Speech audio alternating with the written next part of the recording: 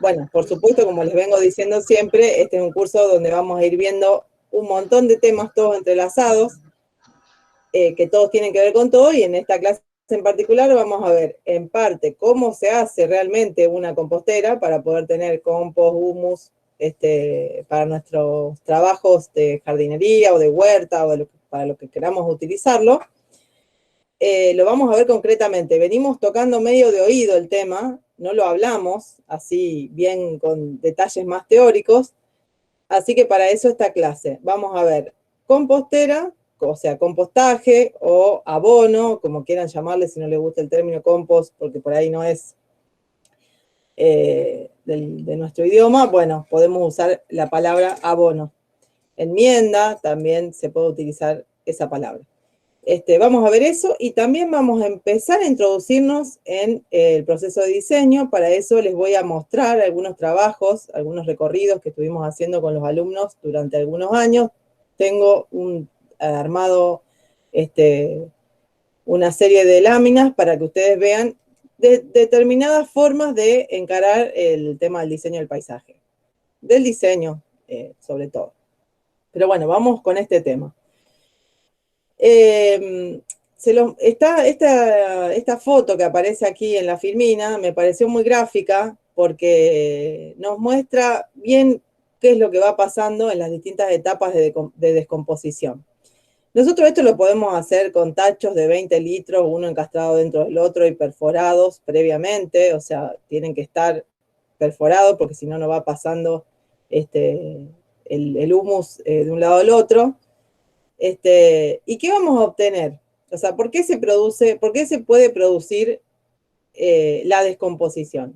La descomposición se produce porque vamos a poner lombrices nosotros ahí. Pero si bien no solo las lombrices, sino acá hay una definición que está bueno leerla, que va a ser lo único que voy a leer porque no me gusta leer mucho los Power, pero dice, el compostaje o composto o abono orgánico es el producto que se obtiene de compuestos que forman o formaron parte de seres vivos, en un conjunto de productos de origen animal y vegetal que constituye un grado medio de descomposición de materia orgánica, que ya es en sí un magnífico abono orgánico para la tierra. Y ahí voy a hacer una aclaración. Animal no quiere decir que vamos a estar poniendo un trozo de carne o un trozo de pollo o cualquier residuo animal. El animal se refiere al mundo animal que vive en ese lugar, en ese preparado que vamos a hacer para hacer una compostera.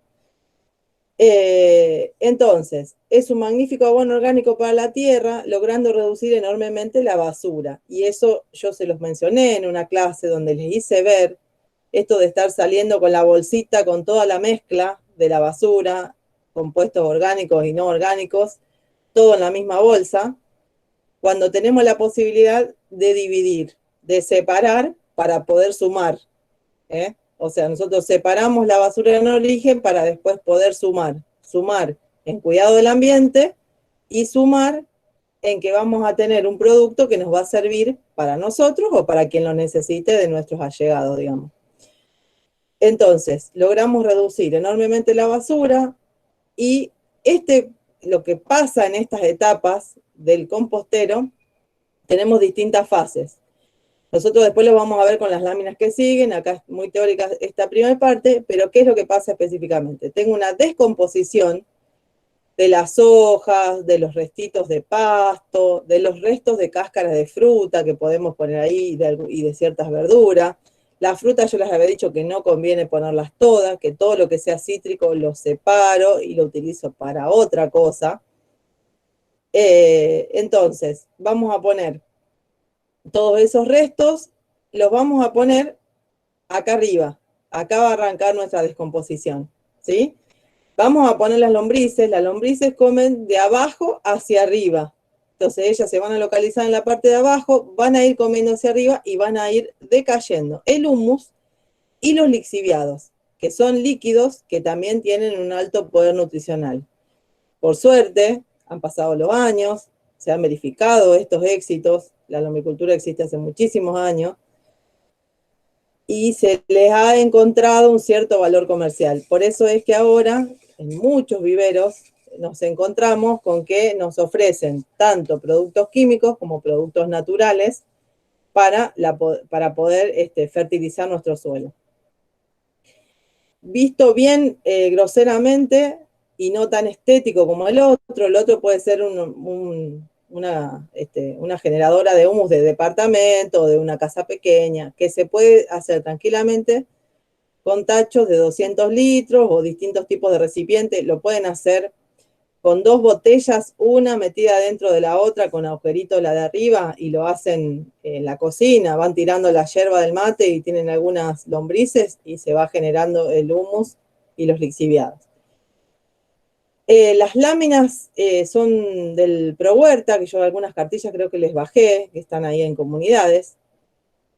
Hay diferentes teorías de hacer compostaje.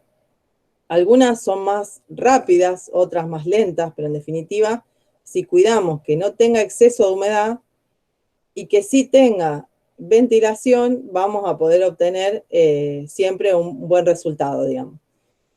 En algunos casos, como por ejemplo este que se ve acá, que está cubierto y que cada tanto, una vez por semana más o menos, se lo riega, en pila, digamos, se van poniendo los restos y entre pila y pila se van agregando capitas de tierra común, que después se va mezclando con el mismo humus y se va haciendo tierra más enriquecida. Si no, bueno, hacemos bien la separación como en el otro caso, entonces ahí vamos a obtener lixiviado por un lado, lombricompuesto por otro y humus por otro, ¿sí? Específicamente para utilizarlo en diferentes sentidos, digamos. Por ahí el humus con una cucharadita nos alcanza, el lombricompuesto, por ahí tenemos que armar todo el sustrato de una maceta porque no alcanza, ¿sí? Las plantas necesitan de la nutrición de la tierra y del agua.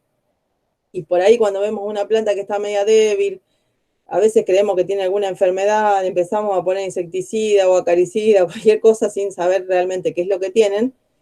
Y en realidad el tema es que falta nutrientes a la tierra. Y eso hay que hacerlo. No es que yo pongo la planta en una maceta y me olvido. No, por lo menos 3 veces al año hay que hacer renovación de tierra o incorporación de humus en nuestras macetas. Acá se ve muy, muy simple. Esto yo se los voy a mostrar en algún momento acá en casa. Son 4 pallets donde se van acumulando las hojas. En algún momento, esto por el trabajo de las lombrices, acá en el centro se podría agregar un caño perforado, por donde uno puede ingresar la manguera para poder regar y llevar agua más distribuidamente. Y entonces, bueno, este es un caso de compostera convencional de campo que funciona muy, muy bien. Bien, acá nos muestra también el ProHuerta en distintas etapas. Este es otro caso donde se mueve el compuesto, digamos, se va rotando una vez que se coloca, después se va rotando. Es en parte para generar aireación y para aumentar la velocidad en la que se hace el compost. Pero no quiere decir eso que si nosotros, por ejemplo, hacemos un compost en un campo donde no vamos seguido, pero la gente que tenemos trabajando ahí o nosotros mismos rastrillamos, juntamos las hojas y hacemos la pila como veían antes y vamos y tienen lombrices, vamos al cabo de 2 o 3 meses y eso va a estar decompuesto y ya va a ser abono para nuestras plantas. Y entonces acá nos muestra otra imagen, son todas estas del ProHuerta, un programa del INTA muy, muy rico, digamos, de donde se lo mire, porque puede llegar, estar al alcance de cualquiera, digamos, de todos, digamos, porque se pueden conseguir las cartillas a nivel digital, se pueden conseguir en la Secretaría de la Producción de la provincia o en cada municipio. El ProHuerta está en toda la República Argentina.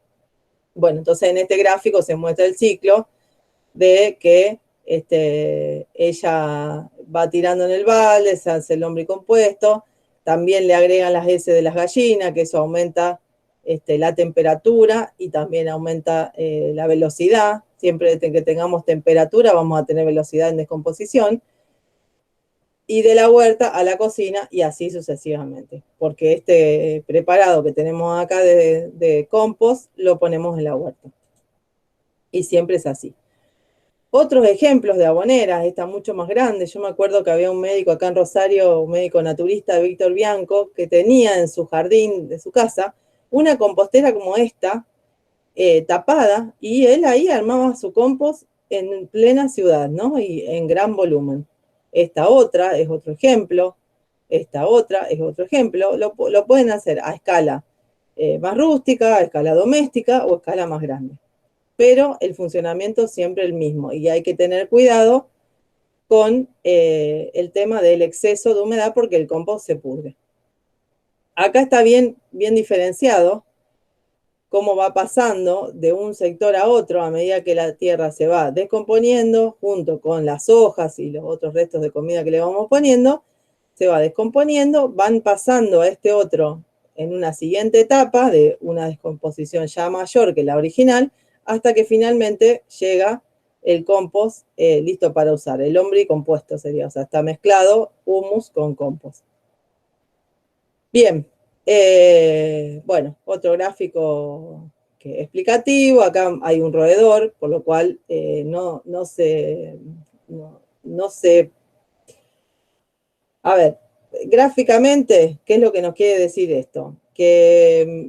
¿Cuáles son los beneficios de hacer una compostera, de tener una compostera y de hacer separación de residuos en casa? ¿Qué es lo que menos llevamos a los basurales? Cuanto más líquidos y derivados de compuestos orgánicos vayan a los basurales, más posibilidades de enfermedades se generan en esos basurales y por ahí como núcleos o nexos de transmisión hacia los distintos lugares en torno a donde estén esos basurales, y que nos hacen de una riqueza cíclica para nuestra naturaleza y nuestra huerta y lo que queramos hacer. Acá ven cómo muestra la última capa. Nosotros podemos ir sacando lo que tienen las composteras anteriores, que se me pasó y quiero ir a la anterior. Un poquitito. Lo que tienen las composteras anteriores, como estas, por ejemplo, tienen acá una parrillita donde va cayendo, es bastante más lento. Pero bueno, si es por una cuestión de escala doméstica, lo hacemos. Ahora, si necesitamos alto volumen de compostaje de producción, necesitamos ir activándolo permanentemente para poder obtenerlo para nuestro cultivo. Digamos, no es lo mismo tener 5 macetas en un balcón que tener una huerta de 1 hectárea o de media hectárea, ¿sí?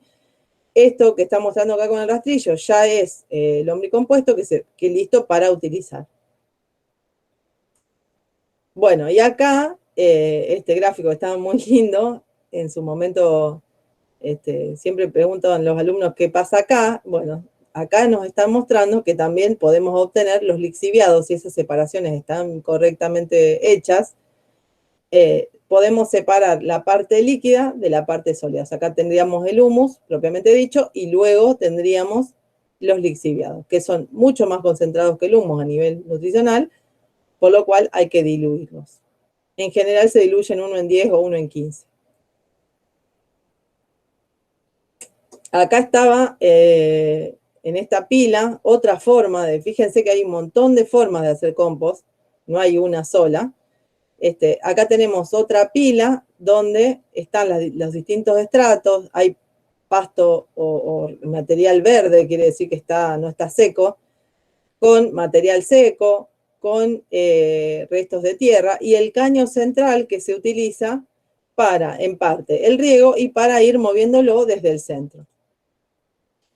Más, esto es lo que yo les decía de los tachos, del primero que les mostré. Esto podemos ir haciéndolo en un tacho, ir sacando, y los lixiviados van pasando para el siguiente. Yo les digo, esto del tacho lo tengo en la terraza porque nosotros acá tenemos producción, tenemos huertas, frutales. Yo también para mis trabajos de paisajismo utilizo mucho de la tierra que preparamos acá porque en general a veces es difícil encontrar compost o lombricompuesto de buena calidad, o tierra negra de buena calidad, entonces la produzco acá en casa. Y tengo en el balcón, o sea, tengo una terraza chiquita donde tiendo la ropa, y ahí tengo 2 tachos, uno arriba del otro, y hago fundamentalmente lixiviados, porque no llega a terminar de descomponerse, que se llena de líquido el de abajo, Así que eso lo saco, lo divido y lo utilizo para regar muchísimas plantas. Por supuesto que diluido. Sí. ¿Alguien quiere decir algo?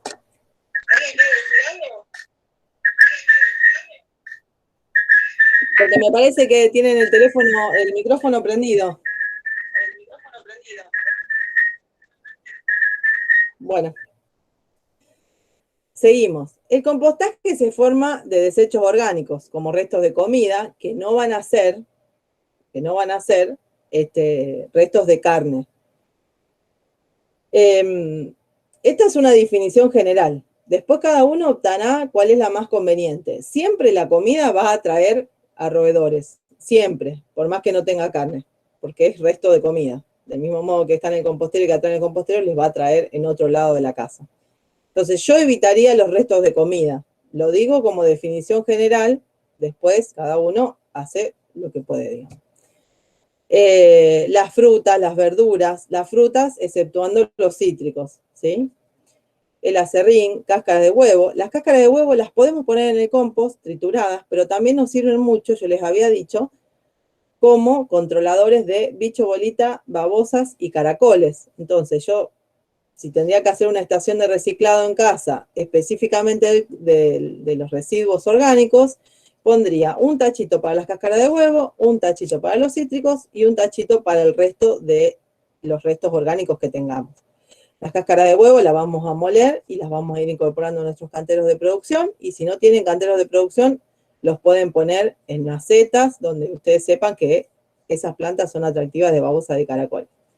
Las cáscaras de naranja y de los cítricos, fundamentalmente las de naranja, las van a poder distribuir en distintos lugares del jardín como atractivo de las hormigas. La parte blanca de las cáscaras de naranja, las hormigas se lo llevan al hormiguero y es bastante controlador del aumento de esas hormigas, pero lo ideal es el hongo verde, ese que yo les contaba, una de las clases que se forma por fuera, que eso lo vamos a dejar para otro momento. Pero quiero que quede claro lo que es conveniente, porque todo lo que sea cítrico acidifica mucho. Nosotros cuando estamos trabajando en un compostero y si tenemos que verlo a nivel pH, no es conveniente que el pH sea muy bajo, o sea, el pH tiene que ser de alcalino a neutro, digamos. No vamos, o sea, de ácido a neutro, no de alcalino a neutro, de ácido a neutro, pero muy poco ácido. Porque si, cuanto más ácido es menos la velocidad de trabajo.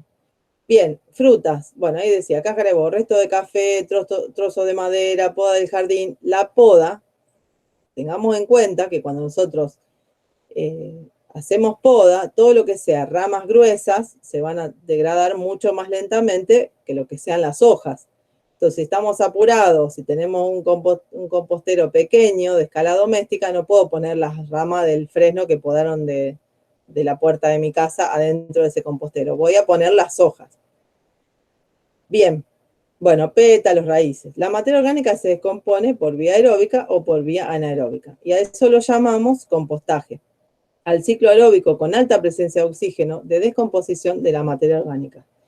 Y llamamos metanización al ciclo anaeróbico con nula o muy poca presencia de oxígeno de descomposición de materia orgánica. Ese caso, el caso de la metanización, se da en los casos donde nosotros hacemos descomposición de residuos orgánicos, que ahí fundamentalmente podemos poner animales, en el caso de para producir el gas metano, ¿sí? A ver qué, ahí está. Bueno, acá está bastante largo, no voy a seguir leyendo, pero sí tener en cuenta que podemos hacer purines también. Y bueno, todo lo que se genera en el compostaje. Resumidamente, digamos, para no hacerlo tan extenso, ustedes después igual le queda el video y lo van a poder leer. El suelo, nuestro suelo, y cualquier suelo, es un organismo vivo. ¿Qué quiere decir que es un organismo vivo? Que no es inerte, que adentro pasan cosas, que va a haber bacterias, que va a haber hongos, que va a haber fermentaciones, que esas bacterias, esos hongos, esas lombrices, los bichitos bolita, los caracoles, las babosas, todos van a hacer un proceso de trabajo permanentemente desde el estrato A para arriba, digamos, porque nosotros el suelo lo podemos dividir por estratos, y si vamos desde arriba, desde la parte más alta del suelo, que es la que está a nuestra vista, para abajo vamos a tener siempre, si la tierra es buena, unos 10 centímetros o un poco menos de materia orgánica, o sea, de suelo rico, y después para abajo el suelo empieza a degradarse, como que empieza a tener menor calidad. Bueno, pero ese suelo que tenemos arriba y todo el resto, más allá de no, de que no hay una planta ahí adentro, sino que hay raíces, hay, como les decía antes, las lombrices, los bichos bolita, el grillo topo, toda la descomposición que se va produciendo de la materia orgánica que va desde arriba hacia abajo, que va haciendo que ese suelo vaya engordando. Entonces el suelo es un organismo vivo. Y así tenemos que pensar todo, porque si nosotros pensamos que la maceta está para la planta y que la planta la colocamos una vez, la regamos y nos olvidamos, y que ahí no pasa más nada, estamos equivocados, no es así, digamos. Siempre tenemos que trabajar esa tierra o por lo menos ir incorporándole nutrientes. Por supuesto que hay distintos enfoques, y más ahora que estamos todos expectantes de que se empiece a cumplir la ley de ambiente y ojalá que pase eso, pero sabemos que todo lo que es, hay distintos tipos de trabajo de la tierra. Hay productores, la permacultura, por ejemplo, que no mueve la tierra, que dice que lo que pasa en esos 10 centímetros de tierra no se tocan. Nosotros sembramos, incorporamos lo que queremos como producto, y eso no se toca, sí se incorpora. Siempre se incorpora materia orgánica, purines, humus, pero eso no se mueve cuando hay campos, digamos, que se sigue removiendo la tierra, se sigue dando vuelta, y ese ser vivo va dando vuelta y no se sabe si va o no va así, y así sucesivamente, digamos. Claramente, lo que tenemos que tener en cuenta y tenemos que pensar de aquí en adelante es que el suelo es un organismo vivo, y como tal necesita de que todos esos seres estén en su lugar y cumpliendo la función que cumplen. Bien, acá está mi amiga Karen en su casa, ya no viven más ahí, pero bueno, en su momento yo les había recomendado que ellos hagan este cantero. Ellos querían tener un cantero con huerta en su casa. Bueno, y de este lado, esto que se ve acá rojo, es la compostera. Entonces, lo que iba cayendo debajo, esto es un canterito mínimo, prototipo para cualquier espacio pequeño, lo que iba cayendo lo iban incorporando en la huerta. Acá se ve mejor, ¿ven? Ellos colocaban acá todo lo que era materia orgánica, y lo que iba cayendo lo distribuían en la huerta. Ahí se ve mejor la compostera.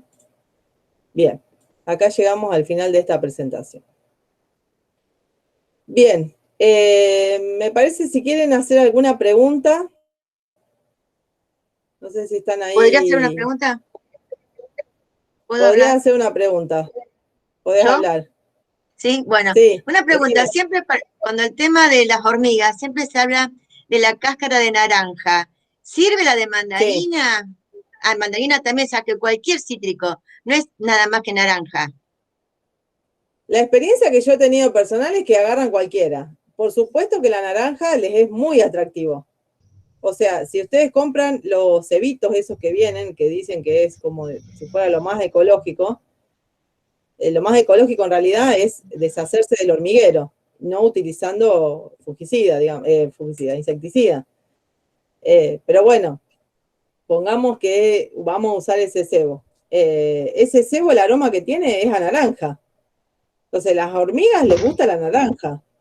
Perfecto. Después, si van, yo tengo acá en casa pomelos, naranja, limones, les pongo todo lo que hay, porque para no mezclarlo en el compost, se los pongo, los dejo en los canteros, y las hormigas van, la parte blanca les gusta. Sí, sí, sí. Ah, bueno, gracias. Listo, Este, gracias. lo que no quiere decir que, bueno, que lo más efectivo sea la naranja. Y después, como les dije en una de las clases, el hongo verde, ese que se forma por fuera de las cáscaras de naranja, si uno las deja varios días, o sea, las naranjas descomponerse, supónganse que compraron en la verdulería una naranja y se estaba fea. Bueno, la dejan unos días más hasta que se le hace por fuera todo ese honguito verde, y diluyen, o sea, ponen esa naranja en agua hasta que le saquen todo el hongo, esa disolución la colocan en el hormiguero. Y el hongo ese es antídoto del hongo que tienen las hormigas, del micelio que tienen las hormigas en los hormigueros. Eso lo he comprobado y funciona. Buenísimo. Y yo también, de hecho con naranja, pero con mandarina no sabía si se podía también. ¿Y qué le hace la naranja a la hormiga? Perdón. No, le es atractivo. Ustedes saben que ¿Pero que las mata? No, el hongo mata el micelio, o sea, es el antídoto. El hongo ese verde es el antídoto. A las naranjas, a las hormigas les atrae el aroma naranja. Ustedes saben que los animales se llevan mucho por lo que sienten y su olfato. Entonces, las abejas, por ejemplo, tienen atracción por determinados colores y van a ir más a esos colores que a otros. Y hay otros colores que realmente no los pueden ni ver. Por eso muchas veces los apicultores, como cuando vamos a atender a las abejas, no podemos ponernos ropa de determinado color porque ellas nos sacan corriendo. El rojo, por ejemplo, es un color que las abejas no lo pueden ni ver. Lo que no quiere decir que después no vayan al amarillo. O alguna planta que sea de otro color que tenga polen rojo, igual se lo llevan.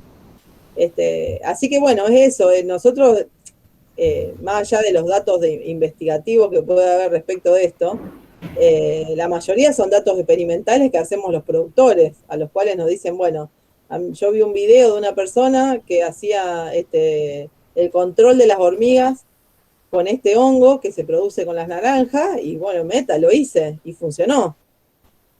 Si está demostrado o no está demostrado científicamente, bueno, no lo puedo decir ahora en esta clase. Del mismo modo que un montón de técnicas que se hacen naturales para control de plagas en los frutales, que las he aprendido porque alguien me las contó o porque las vi en el ProHuerta, pero el ProHuerta no dice esto lo demostró tal científico, digamos. A eso voy. Bien. Noelia, sí. ¿Cuál es el porcentaje de la dilución del hongo ese de la naranja en agua? Lo que yo vi eran 10 naranjas en 5 litros de agua. Ah, buenísimo. Y eso se aplica directamente en el hormiguero. Se hacen un agujero donde ustedes saben que está el hormiguero y lo colocan. Otra forma es en el camino de las hormigas, donde van ellas, ustedes saben que están, lo rocían con eso, ellas se van a impregnar con ese hongo y lo van a llevar al hormiguero. Bueno. ¿Seguimos? Hola, Noelia. Te habla Nelly. Sí. Una pregunta. Sí. Los nutrientes para trabajar en la tierra, ¿qué nutriente hay que colocar a la tierra para hacer huerta? Viste, tengo un terreno de 8x8.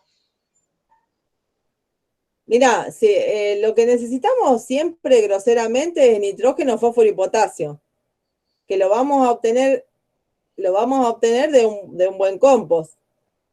Esos son los macronutrientes que necesitamos. Nitrógeno, fósforo y potasio, que eso si tenemos un buen compost, lo tenemos. Fuente de nitrógeno sobre todo. Después tenemos... ¿Qué? Digo, todo compost. Sí, mi experiencia particular es prácticamente trabajar con todo compost. Sí. Ah, de acuerdo. Bueno, gracias. Y eso lo pueden hacer en la mayoría de las plantas, salvo alguna planta que no requiera de suelo muy ácido. El compost es lo mejor que hay para cultivar. Lo mejor, porque es liviano. O sea, pueden agregar al compost un porcentaje de perlita, qué sé yo, no, qué sé yo, no. Le pueden poner entre un 5% de perlita al compost. Sí. Y pueden ir incorporando tierra negra. Pero de sustrato ya vamos a hablar específicamente de alguna clase en particular. Sí, si quieren, yo les digo. Noelia. Ahora, sí. Bueno, gracias, Noelia. Chao, chao. Noelia. Sí. No, digo, en el caso de las macetas, si uno le cambia la tierra, totalmente la tierra a la maceta, trayendo tierra, no sé, de un campo, bueno, es válido también, como lo que estás diciendo, de agregarle nitrógeno, fósforo, potasio, ¿sería equivalente? Esa tierra nueva, ¿ya tendría todo eso si vos traes una tierra de un lugar, digamos, casi virgen, por denominarlo de una manera? Bueno, toda la tierra negra que ustedes encuentren en un campo siempre va a tener un equilibrio de nutrientes muy bueno. Claro. Ahora, si vos me decís, por ejemplo, un cítrico, cualquier frutal que sea cítrico, limón, pomelo, mandarina, naranja, empezás a ver decoloración en las hojas, empezás a ver que se ponen amarillas, y pusiste compost y volviste a poner compost y no funciona, siguen estando las hojas con un alto porcentaje de cambio en color, que cuando es una planta que las hojas tienen que estar verdes, brillantes, o un jazmín, les doy ejemplos. Entonces, bueno, ahí decimos, bueno, estos nutrientes no alcanzan, tengo que agregar algo extra que no me alcanza con los productos naturales. Yo probé con el purín de ortiga, probé con el lombricompuesto, probé con algunos de los otros preparados que por ahí es un poco más complicado decirles ahora de nombres, pero la verdad que por suerte ha crecido muchísimo el tema de biopreparados, muchísimo. Por eso van a ir a un vivero y se van a encontrar con que están los biopreparados. Pero supongamos que está esta planta así. Bueno, ¿qué tenemos que hacer? Tenemos que aplicar hierro, podemos aplicar nitrógeno o un fertilizante completo y agregar hierro para que esa planta mejore. Cuando yo hablo de renovar tierra, hablo de que una planta, ustedes se van a dar cuenta, por ejemplo, a mí me encantan las begonias, es mi planta madre favorita. Prácticamente 3 o 4 veces al año yo le tengo que agregar tierra, porque al regar la planta va absorbiendo de esos nutrientes de esa tierra y la tierra va bajando y te van quedando las raíces afuera. Entonces tengo que agregar tierra. Agregar, puedo remover, utilizar unos fierritos redondos o unas agujas de tejer, remover e incorporar nueva tierra. No les digo que lo hagan toda la semana, pero sí, cada 3 meses, 4, hay que hacerlo. Sobre todo lo que está en maceta, porque ustedes piensen que esas plantas se están nutriendo de eso que está en ese sustrato. Ay, a ver, me decís una aloe vera. Bueno, una aloe vera lo puedo tener colgado del aire, que no va a hacer nada, va a seguir viviendo, no le va a importar a la aloe si tiene nutriente o no. Pero hay otras plantas que sí. Todo lo que sea huerta, todo lo que sea producción de huerta, sí o sí hay que fertilizar. Y fertilizar cada mes, cada 2 meses. Tengo que tener o un compost muy bueno o ir fertilizando. Fíjense lo que hacen los huerteros. Incorporan, remueven permanentemente. Pero es también una cuestión lógica, porque si yo estoy poniendo una semillita de brócoli, el brócoli nació hermoso, estupendo, lo saqué, me lo llevé. Todo lo que yo me llevé con ese brócoli estaba en la tierra, más allá de que hay una parte que fue agua. Siempre cuando yo arranco me estoy llevando. Bueno, ¿qué le devuelvo? ¿Se entiende? Más o menos. Bueno, y cuando me decías de la tierra buena, del campo, Susana, depende de qué planta, pero los sustratos, a mí me gusta trabajar con sustrato, no me gusta decir tierra. Me gusta decir sustrato a una mezcla de. Entonces, depende de la planta, nosotros vamos a decir, para un sustrato común, para cualquier tipo de planta, le vamos a poner 2 partes de tierra negra, 3 partes de compost y 1/4 de perlita. Esto para trabajar en cualquier maceta. Después, si es específicamente para la begonia, que creo que es la planta más difícil que existe en el planeta Tierra, eso debemos prescindir de la perlita porque no necesitamos que haya permanente humedad. La perlita lo que hace es contenido de humedad. Entonces vamos a prescindir de la perlita y le vamos a agregar arena en vez de perlita. Profe, Sí, y vamos a poner más compost que tierra negra. Pero bueno, cada planta tiene su historia, digamos. Sí. profe, acá, por ejemplo, las tierras son muy duras. Acá en el río donde yo vivo, parecen cascote la tierra. Con la pala uno la va rompiendo, pero lo que yo hago es conseguir de abajo de los pinos la tierra esa misma que se descompone, y con eso voy haciendo las plantas y ahí le voy agregando otros nutrientes. Por ejemplo, esa tierra es re finita, es una tierra muy linda, y tiene todos los sustratos de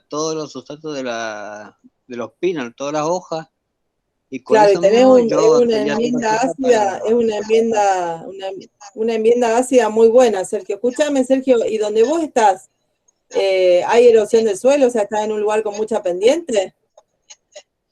Sí, se llama la ciudad de las colinas, porque es subida y bajada, entonces la tierra es durísima, no sé qué tiene, por qué es tan dura. Por ejemplo, cuesta para hacer huerta, por ahí cuesta. Por ejemplo, acá los frutales no se dan por la humedad, hay mucha la humedad, porque hay demasiada humedad en esta zona. Tenés que tener cuidado con las plantas, porque si lo regás de más, hay días que se conserva mucho la humedad y se terminan pudriendo las plantas, Claro. cuando llueve mucho. O Bueno, sea, en es ese medio caso, complicado los suelos acá. sí, en ese caso, Sergio, te conviene, donde vos vayas a trabajar la tierra, generar fuentes de drenaje, digamos. O sea, si vas a poner todo lo que pongas, lo vas a tener que poner más elevado del nivel de suelo que tenés. Sí. Si podés poner lecho de piedra debajo, mejor, piedra mezclada con arena. Y todo lo que Ujú. puedas hacer de compost, o sea, viene perfecto, digamos. O sea, trabajar con compost y generarte espacio donde se retenga el agua, porque probablemente ese suelo, si tiene pendientes pronunciadas, el suelo se está lavando permanentemente. Entonces el horizonte A, que es el donde nosotros tenemos la materia orgánica, se lava todo el tiempo y no llega a contenerse ahí, no hay nivel de tierra orgánica que se mantenga, porque se barre. ¿Entendés? O sea, donde vos tengas todo tu cultivo, vas a tener que ir haciendo contenedores que retengan el agua y que a su vez también la dejen seguir su camino. Y ¿Sí? sí. Ujú. Bueno, Ahí le mandé fotos de las plantas que hago de gajo o sea, por esqueje, por división de mata. Ahí les mandé fotos para que la vean del bueno, invernaderito. buenísimo, Sergio. Bueno, ¿alguien me quiere preguntar algo más o seguimos con el otro tema? ¿Puedo hacer una consulta, Noelia? Sí, sí. ¿Tiene sentido hacer un compost que tenga, por ejemplo, mayor contenido de cáscara de banana, de papa, para que después tenga mayor porcentaje de potasio? Buenísima tu acotación, Karina, de tus trabajos, muchos trabajos que me mandás. Sí, genial. Vos sabés que no sé si la nombré ya en alguna clase. Yo tengo una amiga muy mayor, pasa los 80 ya, que ella producía gírgolas acá en Rosario. Bueno, trabajó muchos años como asistente social. Se llama Teresita Perro. Y Teresita, en un momento, porque ¿cuáles eran sus trabajos más grandes? Era llevar a distintas localidades de la Argentina bienes básicos, digamos. Cómo hacer que haya agua en la isla Charigüe, agua potable, por supuesto. Cómo hacer que los distintos lugares donde había necesidad, digamos, económica y de alimentación, las personas puedan producir la tierra. Entonces, en una de esas, de tantas cosas que estudió e investigó, más allá de su carrera profesional, estudió lombricultura. E hicieron experimentos, o sea, análisis, y eso sí te lo puedo decir porque ella me lo contó. Acá en Rosario nosotros tenemos muchísimos jacarandá. Jacarandá mimosifolia sería el nombre científico. La flor de jacarandá tiene muchísimo potasio. Entonces la investigación se basó en alimentar a las lombrices exclusivamente con flores de jacarandá y con cáscaras de banana. Y el resultado fue que los niveles de potasio eran mucho más altos en ese humus que en lombricompuesto donde no estaban las flores de jacarandá y las cáscaras de banana. Por supuesto que es para una cuestión doméstica, lo podemos hacer a gran escala, habría que ver porque, bueno, ya tendríamos una separación de residuo aparte, pero bueno, a escala doméstica sirve y si no, algo mejor aún, que da muchísimo resultado, es hervir la cáscara de banana. Las cáscaras de banana ustedes pueden hacer lo que sería una infusión. Una infusión no es hervir, sino es colocar las bananas, por ejemplo, 3 cáscaras de banana en 1 litro de agua hirviendo, el agua está hirviendo, colocan las cáscaras de banana y lo dejan tapado. Una vez que se enfrió, ya lo pueden utilizar para regar. Riegan directamente con eso, no hay problema con el potasio. Y en el caso de las begonias particularmente y de las orquídeas, que son plantas que requieren de mucho potasio, es buenísimo. Para cualquier planta, la infusión de cáscara de banana es buenísima. Seguramente van a encontrar videos y tutoriales en internet que explican del uso de la cáscara de banana. Muy buena tu acotación, Karina. Gracias. Espero haberte contestado. Sí, sí, muchísimas gracias. Bueno, vamos a seguir un poquito más con esto, que ya que veo que se han enganchado con el tema, y después vamos a dejar para los últimos 10 minutos, les introduzco al tema de diseño, y ya lo seguimos la clase que viene. A ver si se atreven a empezar a dibujar un poco. Bueno, como les decía antes, los sustratos son mezclas que nosotros hacemos para mejorar la calidad nutricional y estructural de nuestras plantas. ¿Por qué hablo de nutricional y estructural? Porque el suelo, las 2 características fundamentales del suelo son la textura y la estructura.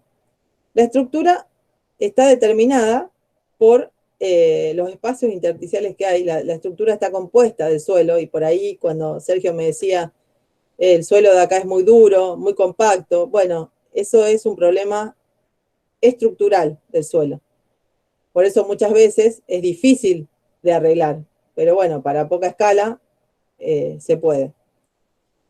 Nosotros tenemos el suelo que está compuesto por limo, arcilla, arena y materia orgánica. Depende del porcentaje que tengamos de uno o de otro, va a ser nuestro tipo de suelo. En la República Argentina tenemos división de los suelos según sean esas características. Y nos vamos a encontrar recorriendo toda la República Argentina con distintos tipos de suelo. Y según sean esos suelos, van a ser aptos para determinado cultivo, y para determinado cultivo sí, y para determinado cultivo no. Entonces, ¿qué es lo que podemos nosotros, en qué podemos modificar nuestra característica del suelo? Bueno, la textura la podemos siempre modificar. Esa característica migajosa que puede llegar a tener un suelo, la vamos a obtener agregando materia orgánica. Incansablemente, permanentemente, siempre materia orgánica. Y eso va a hacer que mejoremos la textura. La estructura es una cuestión, digamos, más de fondo, o más difícil, porque muchas veces, en el caso de una macetita con una begonia, se las vuelvo a citar, sí vamos a andar bien agregando arena, pero en un campo de hectáreas y hectáreas, por ahí nos vamos a tener que atar al tipo estructural de suelo que tenemos para poder saber qué cultivo podemos hacer, ¿sí? Entonces, siempre el compost es un buen amigo del cultivo, siempre. Después, ¿qué tipo de proceso podemos hacer en esa tierra? ¿Qué tipo de sembrados podemos hacer? O sea, ¿qué podemos cultivar? Hay tierras que muchas veces se les siembra determinadas plantas que tienen sistemas radiculares muy profundos, o sistemas radiculares que desarrollan un movimiento en el sector donde están implantados, que hacen que en la totalidad de ese suelo se vaya mejorando. Si nos vamos a muchos años atrás, cuando había rotación de cultivo, ahora aparentemente hay un poco más, pero, ¿qué pasaba? ¿Por qué no sembraban todos los años soja? ¿O por qué no sembraban todos los años girasol o lino? ¿Por qué a veces en el campo se cambiaba y decía, bueno, vamos, que ahora supongo que en algunos casos estará, pero con la siembra directa eso se fue prácticamente tendiendo a desaparecer? Espero que no, que volvamos otra vez a esos cambios. Yo estaba el otro día, por mi trabajo final de carrera, encontré un libro de la casa de mi abuelo que se llama El Almanaque del Agricultor, del Ministerio de Agricultura y Ganadería y Pesca de la Nación, de 1938, 1940, donde, no sé si lo tengo acá, no sé si la cámara lo va a tomar el librito. No sé si está re viejo, un libro donde, bueno, en cada uno de sus capítulos eran planes, se ve que conservacionistas, no sé, no, tendría que quiero preguntarle a alguno de los profes de historia del programa a ver si tienen conocimiento, porque le he preguntado a un amigo mayor y no lo conoce. Pero en ese librito, ya en 1940, hablaban de el tema de cómo mejorar los suelos, de qué tipo de especies hay que implantar, por qué conviene implantar especies nativas. Basta de deforestación. Yo digo, si en 1940 decían basta de deforestación, estamos en el 2021 y se ve que nadie escuchó en el 40 que no había que deforestar, o sea, siguieron deforestando. Es muy triste, la verdad, y creo que también una llamada de atención y una puesta en ancla de ver qué hacemos, ¿no? Y hacia dónde nos movemos como mundo. Así que bueno, respecto del suelo, hablando como grandes variables, a lo mejor en algún momento venga Jorge Posma, siempre daba una clase o dos, que es un ingeniero agrónomo amigo mío, que da en la Facultad de Agrimensura, la Facultad de Ingeniería, Ciencia Exacta y Agrimensura de la UNR. Jorge venía siempre 1 o 2 veces al año, o si no, también podía venir otro amigo agrónomo a hablarles de suelo, particularmente, y ampliar un poco esto que estoy diciendo yo.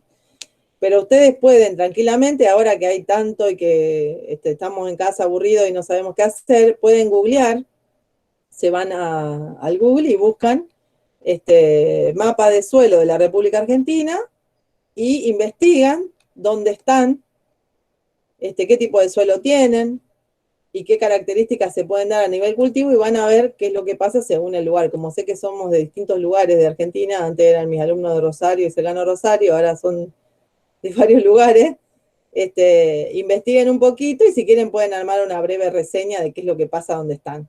Y analicen qué son las cartas de suelo, está todo digitalizado.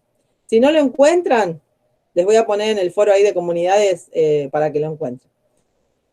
Bueno, y extraer de lo que pasa en una macetita a lo que pasa en la tierra, para cada tipo de planta vamos a necesitar un sustrato en particular. Todo lo que sea suculentas, como vimos en la clase pasada, vamos a poder usar compost, solamente compost, y vamos a andar bien. En el caso de los helechos, podemos usar compost y pinocha y vamos a andar bien. Las azaleas también, pinocha y compost, y vamos a andar bien. Más pinocha que compost. Si fuera que tuviéramos ese lugar que dijo Sergio antes, podríamos poner directamente ese mantillo que él encuentra debajo de los pinos para nuestras plantas. Así que bueno, para cada planta necesitamos un sustrato en particular, pero ya les dije algunas cosas generales. Después, específicamente para cactus, ahí sí es importante incorporar vermiculita, leca o pometina al sustrato. Pero con que pongan un poquitito de vermiculita, o sea, un porcentaje de un 5% al sustrato total, van a andar bien, ¿sí? Y traten de no poner todo lo que sea retención de agua, o sea, todo lo que sea suelo rojo, arcilloso, no es conveniente para la mayoría de las plantas, salvo las amapolas que vienen en cualquier lugar.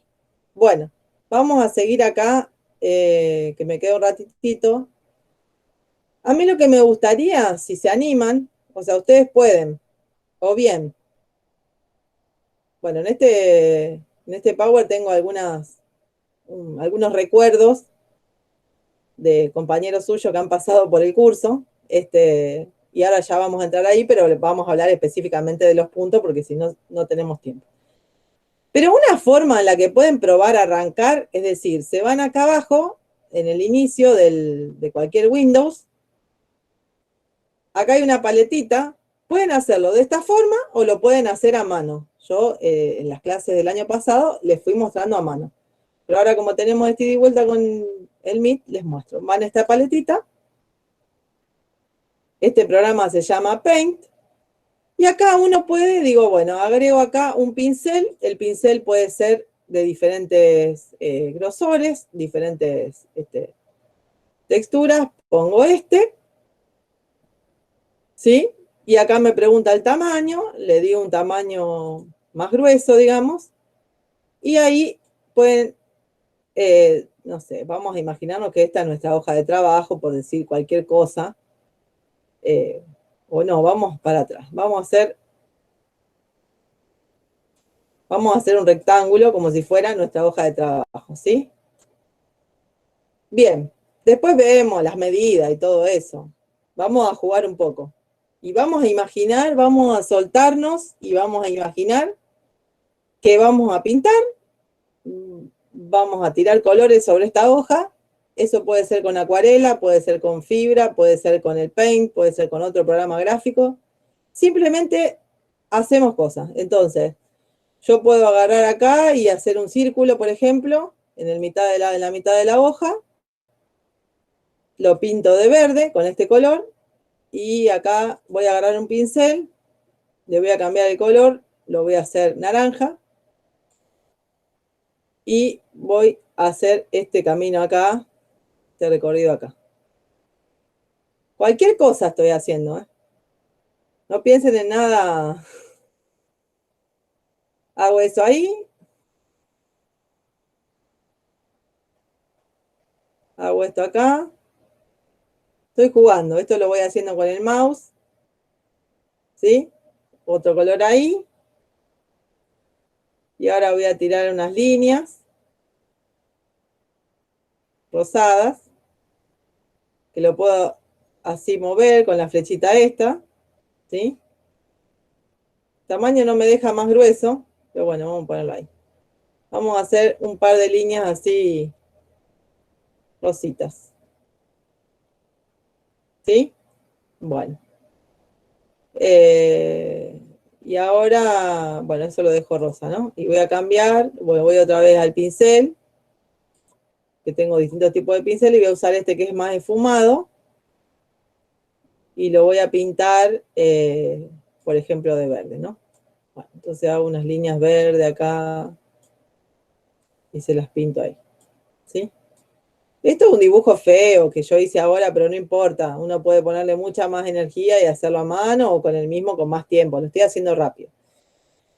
Bien, esto que yo hice acá es un esquema, una intención. No sé ni para dónde es, ni para quién es. Simplemente quiero proyectar un espacio donde puedan pasar cosas, donde haya lugares que se interconecten uno con otro,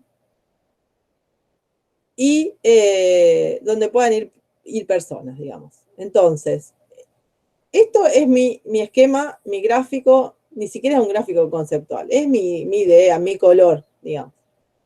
Bueno, lo que solemos hacer nosotros en las clases de proyectomías es, una vez que tiramos esto, que es totalmente libre, o sea, no hay no sé para dónde es, para qué casa es, o sea, para nada,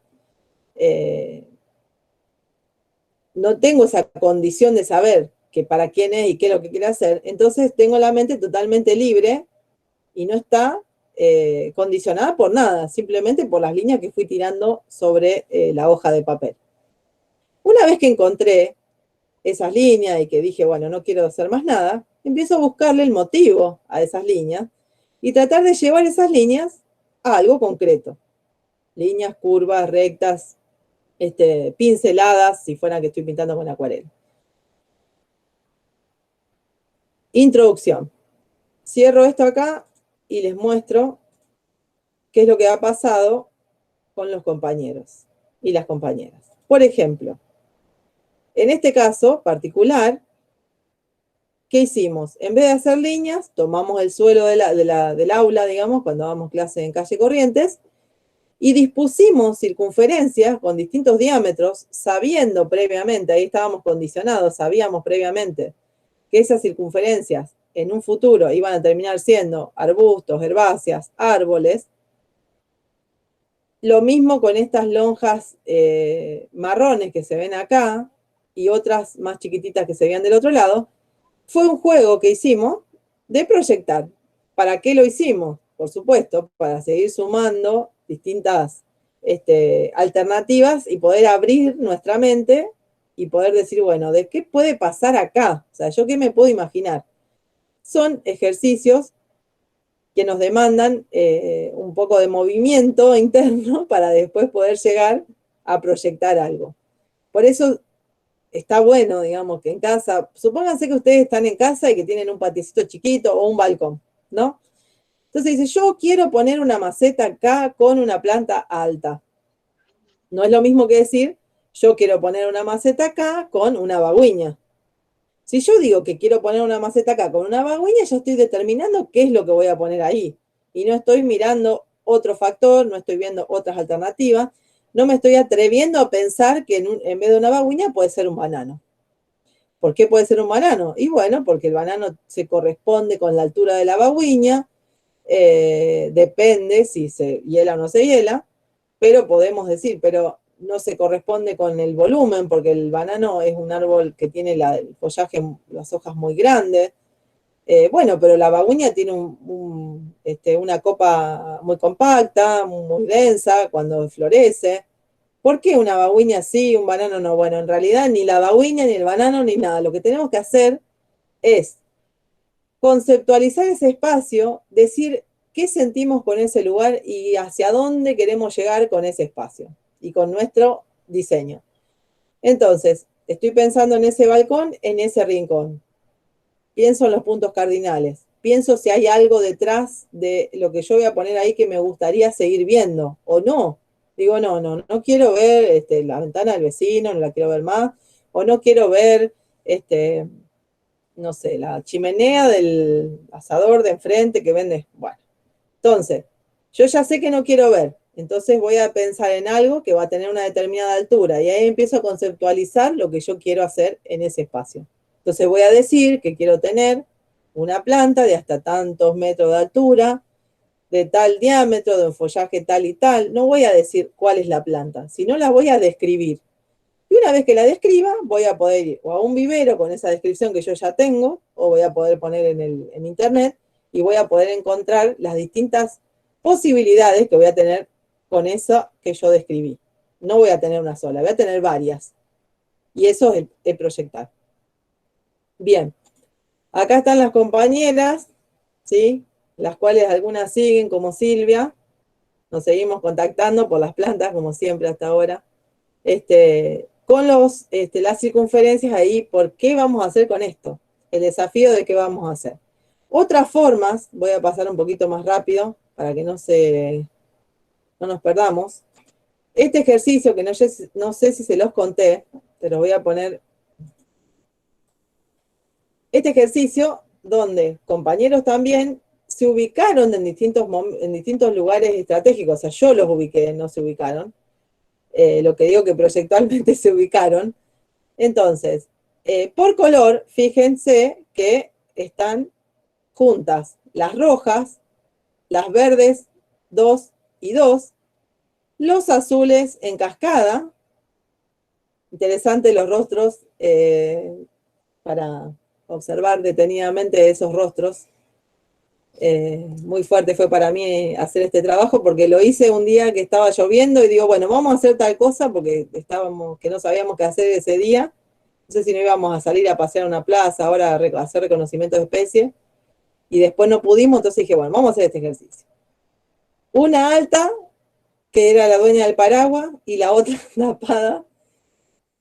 Y bueno, sobre esto después empezamos a decir qué podía pasar acá. O sea, cómo podíamos transformar esta imagen en plantas, en un parque, ¿sí?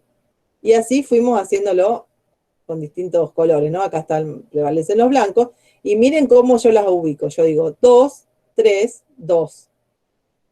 2 detrás. Entonces a eso le llamamos ritmo. 2, 3, 2. Igual que en la música. Luego, ese esquema, o sea, esas fotos, pasaron a un gráfico conceptual de forma. ¿Ven cómo hacemos los volúmenes acá? Entonces, cada una se fue traduciendo.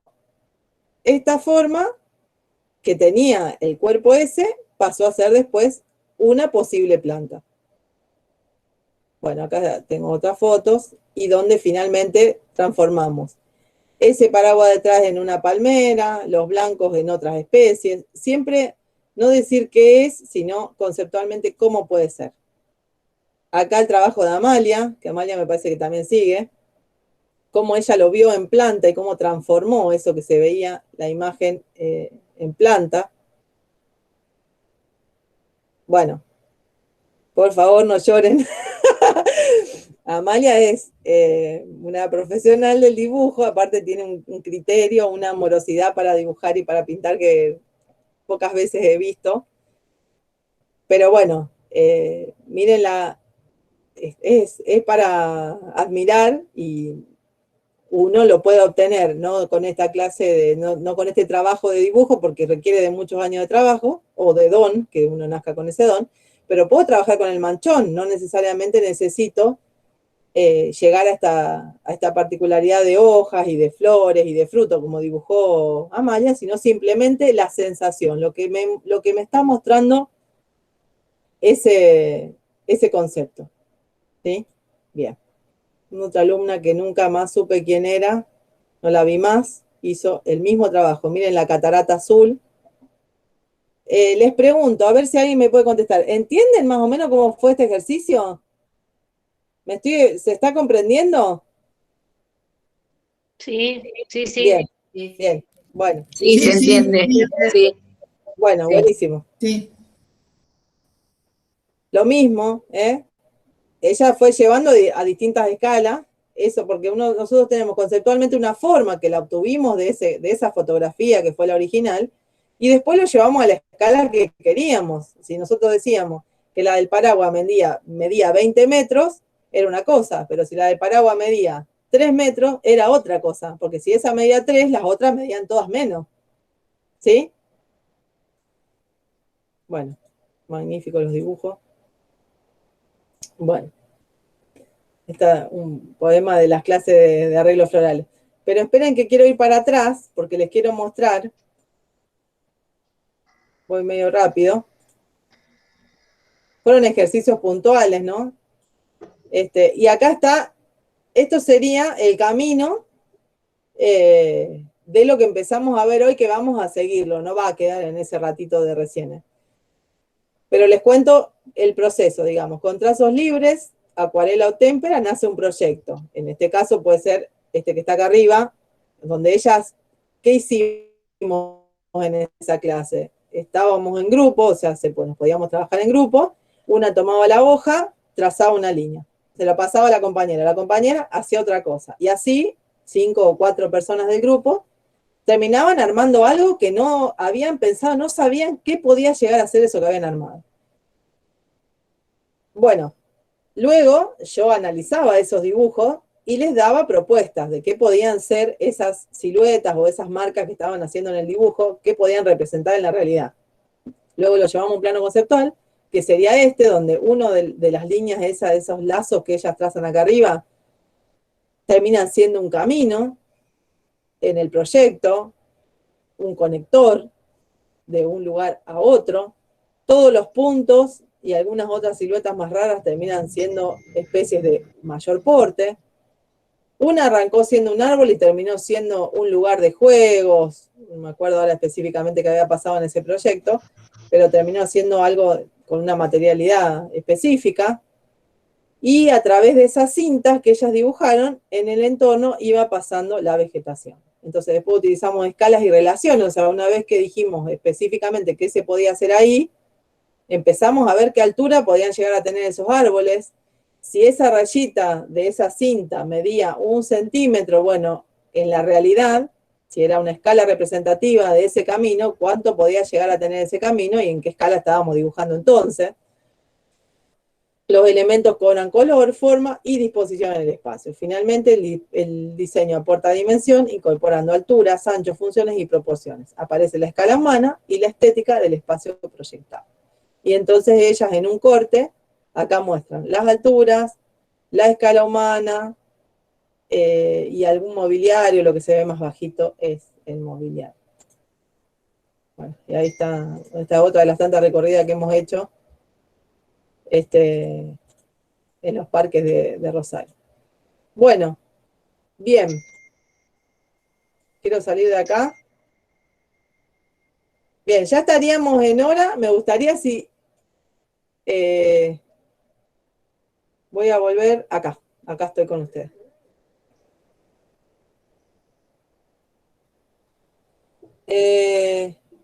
A ver. Ahí vamos. Bueno, ¿alguna cosa que me quieran preguntar? ¿Alguna duda que les haya quedado respecto de... A ver si se atreven a empezar a hacer algún gráfico conceptual. Si no, esperen un par de clases más. Vamos a tomar algo puntual. No vamos a hacer un gran trabajo como hicieron las compañías en su momento, porque eso requiere de un ida y vuelta muy intenso. Imagínense que nosotros nos veíamos una vez por semana, ellas avanzaban, yo les corregía y le íbamos buscando la vuelta. Entonces requiere de mucho tiempo y por ahí no tenemos ahora ese tiempo de la presencialidad. Pero sí podemos pensar en la virtualidad, un ida y vuelta, porque ahora en el foro está habilitado, en comunidades lo tienen habilitado para que, fíjense que hay un link que dice aquí puede dejar sus trabajos en el foro de comunidades, así que ahí pueden entrar y podemos ir y venir con las preguntas y todos los compañeros pueden ver las respuestas mías. Entonces, sobre esas respuestas ustedes pueden seguir trabajando por cada trabajo individual que tengan, ¿sí? Así que ténganlo en cuenta eso. Inclusive podemos, todas esas preguntas que me hacen a mí por Instagram, por Facebook, por Hotmail, vamos a centralizarlas en comunidades, porque de ese modo es como si estuviéramos en el Facebook o estando en el Meet, que yo durante la semana 2 o 3 veces puedo estar contestando, o quién sabe, a lo mejor una vez al día contesto, y es mucho más enriquecedor, ¿sí? Bueno, a ver, ¿alguna duda les quedó? ¿Me quieren preguntar algo o terminamos acá? No, intentemos empezar a bosquejar.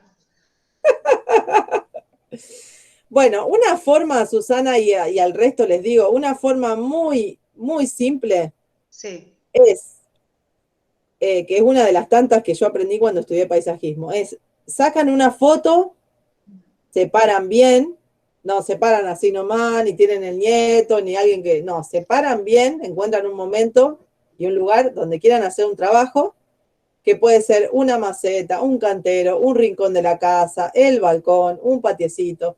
Tomen pequeños espacios, no tomen algo muy grande porque no lo vamos a poder abordar. Agarremos algo chiquito y después en segundo cuatrimestre seguimos. Está bien.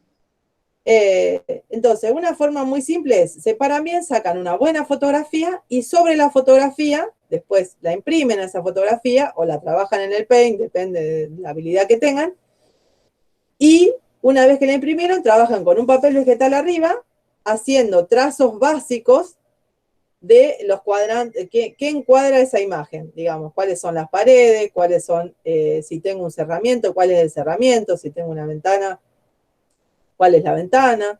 Cerramiento me refiero a que si es un balcón que tiene vidrio o no, si tiene reja o no, si tiene el tejido ese que se pone para los niños o no. ¿Qué orientación tengo en ese lugar donde voy a hacer mi trabajo? Y hago un bosquejo sobre la fotografía con una hoja de papel vegetal, que eso a lo mejor lo podemos, yo se los doy la semana que viene. Sobre ese bosquejo de la hoja de papel vegetal empiezo a trabajar formas, pero libremente, sin pensar esto va a ser una petunia, o esto va a ser un pensamiento, o esto va a ser un lazo de amor, o esto va a ser un helecho. No lo pienso. Dibujo, conceptualizo, me dejo llevar por el gráfico a ver hasta dónde podemos llegar después. Y una vez que lleguemos a eso, que lo hicieron en papel vegetal, empiezan a poner color. Cuando pusieron color, después podemos pasar a la conceptualización de ese color. Que puedo decir que es una especie de hasta tanto de altura, porque yo tengo como referencia o la altura de la baranda del balcón, o la altura del vano de la ventana, o si hay una sillita o algún elemento que tenga en ese balcón o en ese jardín. Por ejemplo, los otros días que estaba esa foto de ese árbol tan hermoso con el marco alrededor de las herbáceas y la mesita. Bueno, ¿qué otra cosa podemos agregar ahí? Pero siempre tomando como referencia lo que ya tengo porque sé cuáles son las dimensiones. Y sobre eso, trabajar las nuevas escalas. ¿Sí? Sí. ¿Estamos? Estamos. Bueno, nos vamos a tener que despedir, porque viene la otra profe. Nos vemos, gracias. El viernes. Gracias. Hasta el viernes. Hasta el viernes. Gracias, hasta el viernes. Gracias, Noelia. Gracias. El viernes. Gracias. Chao.